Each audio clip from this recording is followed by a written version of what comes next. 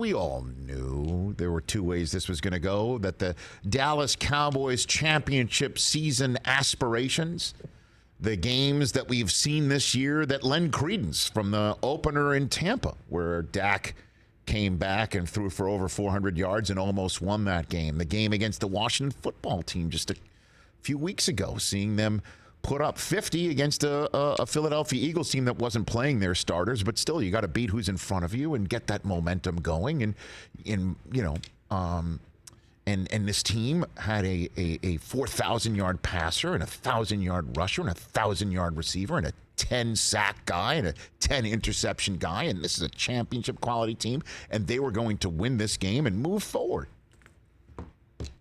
and confirm the belief that this team could win the Super Bowl.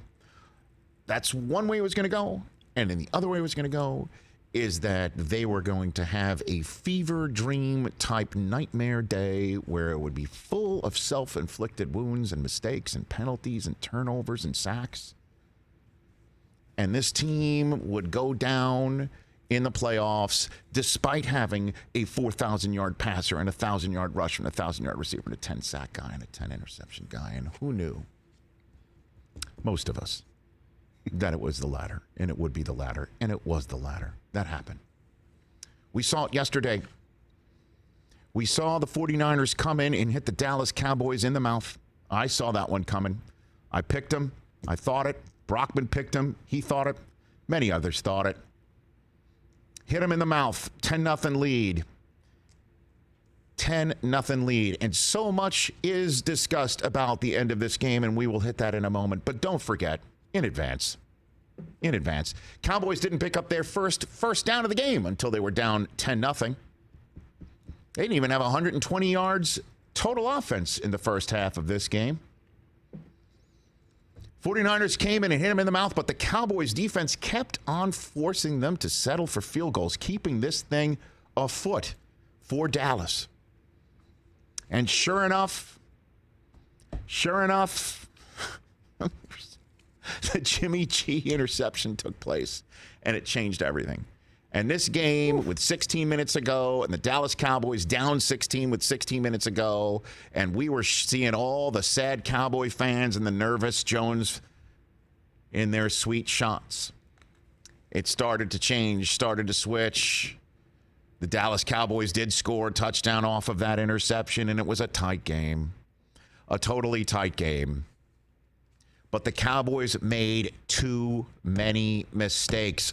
14 penalties. 14 penalties. I repeat, 14 penalties they had in the game. So ridiculous. And they still had a shot to win it. Because the 49ers were making some bizarre maneuvers, like, say, with this running game performing as well as possible, still throwing it with Jimmy G, playing with those pieces of fire. Don't forget, after they did get an interception, they handed it off to Deebo Samuel. He's so incredible. And they were running the football so well. And then on 4th and 1 at midfield with 6 and change to go, they punted it. What was that all about? Well, the defense was balling out. Because, sure enough, the Dallas Cowboys with a sack and 3 consecutive incompletions gave the ball back to San Francisco. And now all the Niners had to do was just burn all of Dallas's timeouts and get a couple first downs and end the game. And they got the first down by penalty. Randy Gregory mysteriously tackling the guy who's trying to block him. Tackled the offensive lineman. And that seemingly ended the game. All the Niners had to do was get a first down. And it looked like they did until they didn't. And Dallas had another shot because they respot the football properly. And for some reason, San Francisco decides to motion their best offensive lineman on a friggin' quarterback sneak. And Jimmy G snaps it too soon before Trent Williams is set. Now San Francisco's got to punt the ball. And they have to rescind the bye-byes that they were waving to all the Dallas faithful. What was that about? A fever dream on both sides broke out. And then Dak started making plays. Nice little hook and ladder. Couple other plays where San Francisco was letting Dallas get out of bounds. And then suddenly San Francisco's like, you know what? DeMeco Ryans a defensive coordinator with a few ticks left on the clock. No timeouts left for Dallas. You know what? We're just going to basically build 2 49er walls on each side of the boundaries, you know? We're just going to line up all our defenders on the sidelines and give you the middle of the field, and Dallas took it. Set the hook with that bait. No, there was no bait because Dallas was practicing this. They had it. They had the plan. They had the whole plan. The plan is for Dak to get as many yards as possible so they don't have to fling it from the 40-yard line, which, by the way, not a bad spot to fling it from. Okay? You know, not a bad spot to fling it from. But let's run it. But Dak's got to get down in time. Then he doesn't get down in time. And remarkably, hands the ball to his own senator spot. I didn't see the Nickelodeon game.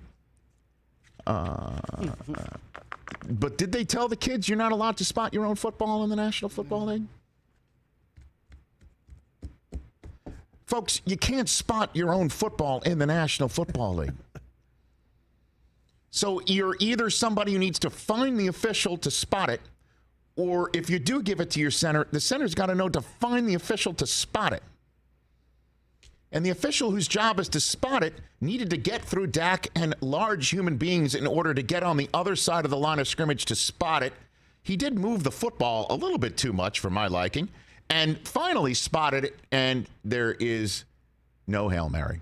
Instead of getting 2 Hail Mary shots, the Cowboys get no Hail Mary shots. End of game. Dak Prescott, after the game, said something I think he wants to take back. I'll be very honest with you.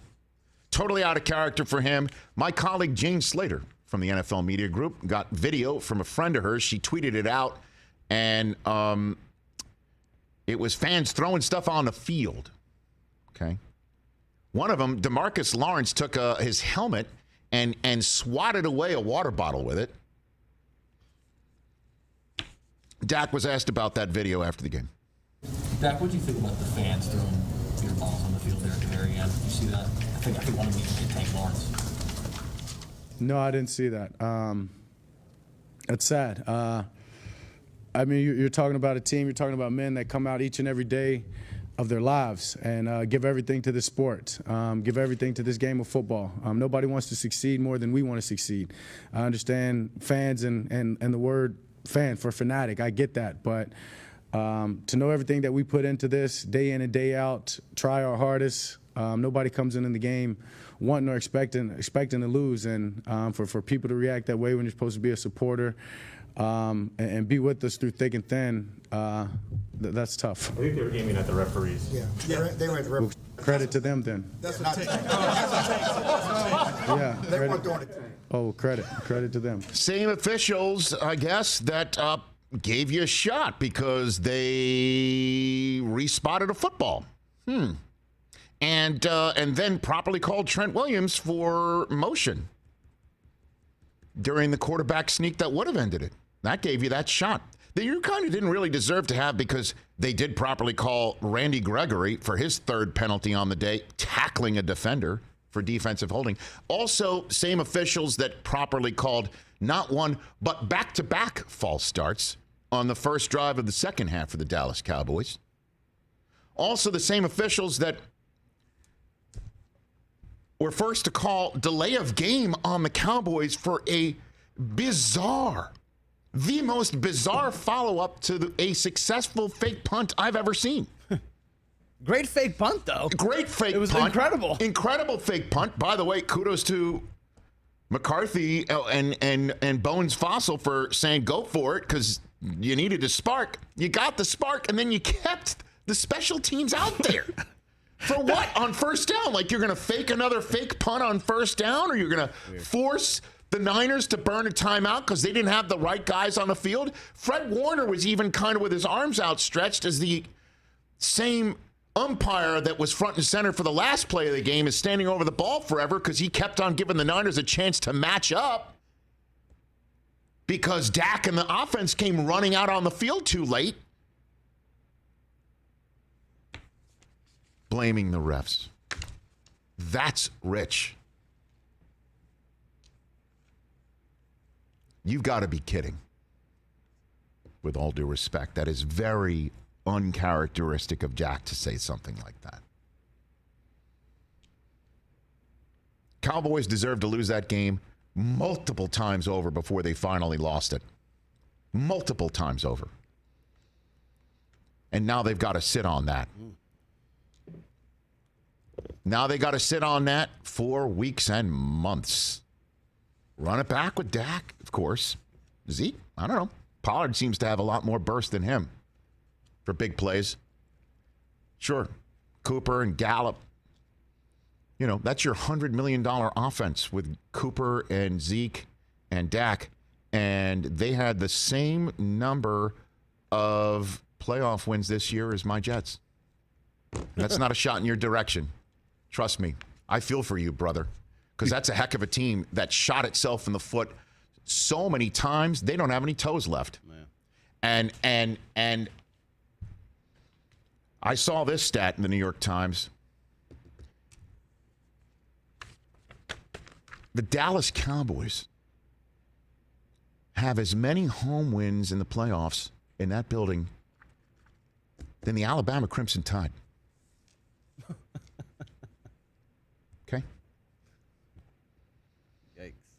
Not good, Bob. Not great. Not great, Bob. I don't know if you do what you do if you're Jerry Jones right now. But I'll tell you what, and I do want to say this. The Dallas Cowboys may be the first of many teams, and I know I'm talking about the number one seed in this here playoffs, but the Dallas Cowboys are definitely the first, and maybe the first of multiple NFC teams that are going to be looking at the Los Angeles Rams saying, couldn't finish off the Niners when you had them, right? Week 18, you had them. You had them down 17-0. Let them kick a field goal right before the half. Then you tied them up, and then you took the lead. And you couldn't get a first down, could you? Had to leave Jimmy G out there on that field to go 88 yards with no timeouts and 87 seconds, and you did it in 61. Couldn't win it in overtime either, could you? Let the Niners off the mat and in the tournament, and now the Cowboys are out. And they're coming for the Green Bay Packers next. And if you think Shanahan and LaFleur didn't shake hands the last time they saw each other, this one's going to be blood sport on Saturday night of divisional playoff weekend. Dude, that's going to be awesome. And I don't know how many teams might lament the fact that the Rams didn't finish off the Niners when the Niners were most prone to be finished. Because a team that I saw yesterday was stout and very physical. Just got to clean up those mistakes. Just a clean sheet from Jimmy G. Other than that, give me a clean sheet out of him. Give me that decision back on not going for it on 4th and 1 midfield. Niners could have just finished off the Cowboys right then and there. But Dallas is done. Dallas is done, and now the question is, what about Mike McCarthy? Hey, you watched all the way to the end. Thanks for that. Watch more right here.